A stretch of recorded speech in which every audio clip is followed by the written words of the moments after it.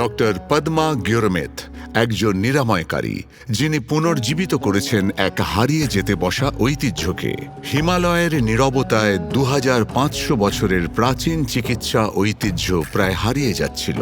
সোয়া রিগপা, নাড়ি দেখে রোগ নির্ণয় করা, দুর্লভ জড়িবুটি দিয়ে চিকিৎসা করা। ডক্টর পদ্মা গিওরমেথ বিশ্বাস করতেন যে কিছু ঐতিহ্যকে বাঁচিয়ে রাখা খুব প্রয়োজন। তার খুব অল্প বয়সেই শুরু হয়েছিল সোয়া রিগপাকে বাঁচিয়ে রাখার যাত্রা।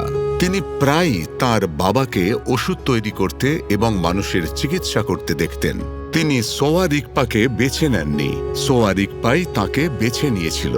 শুরুর দিকে তিনি এটি শিখতে চাইতেন না, কিন্তু তার বাবা তাকে বুঝিয়েছিলেন। ডক্টর গিওরমেথ এই চিকিৎসা পদ্ধতিকে বাঁচিয়ে রাখতে নিজের জীবন উৎসর্গ করেছিলেন। তিনি সোয়া রিগপা নিয়ে বহু বইও লিখেছেন, কিন্তু ঐতিহ্যকে বাঁচিয়ে রাখা সহজ নয়। শুরুর দিকে এই পদ্ধতিকে আবার দাঁড় করানো খুব কঠিন ছিল। নিজেদের লোকেদের বোঝানোই কঠিন ছিল যে এটা ভারতের ঐতিহ্য। ছাত্রদের কাছে সোয়া রিগপা ছিল শেষ বিকল্প। আমাদের ঐতিহ্য প্রায় হারিয়ে যাচ্ছিল। কিন্তু তিনি হার মানেননি। ডক্টর গিওরমেথ বহু সোয়া রিগপা চিকিৎসককে একত্রিত করেছিলেন, অনেক সম্মেলনের আয়োজন করেছিলেন এবং প্রাচীন গ্রন্থ সংগ্রহ করেছিলেন।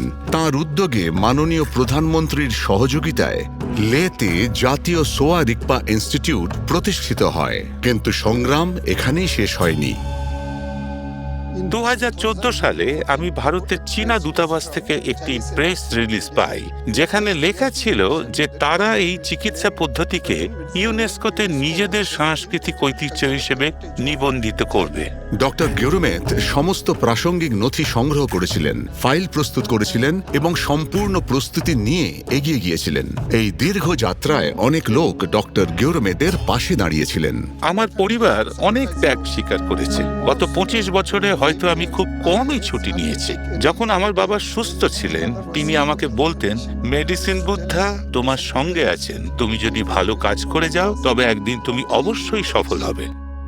আজ এক নতুন প্রজন্ম আবার এই প্রাচীন জ্ঞানের দিকে ফিরে আসছে। ডক্টর গিওরমেথের অক্লান্ত পরিশ্রমে সোয়া রিগপা শুধু টিকেই থাকেনি, এটি এক নতুন জীবন ফিরে পেয়েছে। এক চিকিৎসকের ছেলে থেকে ভারতে সোয়া রিগপার অন্যতম পথপ্রদর্শক হয়ে ওঠার এই যাত্রা সত্যিই অনুপ্রেরণাদায়ক। ডক্টর পদ্মা গিওরমেথ, পদ্মশ্রী 2026, আমাদের কোটি কোটি প্রণাম।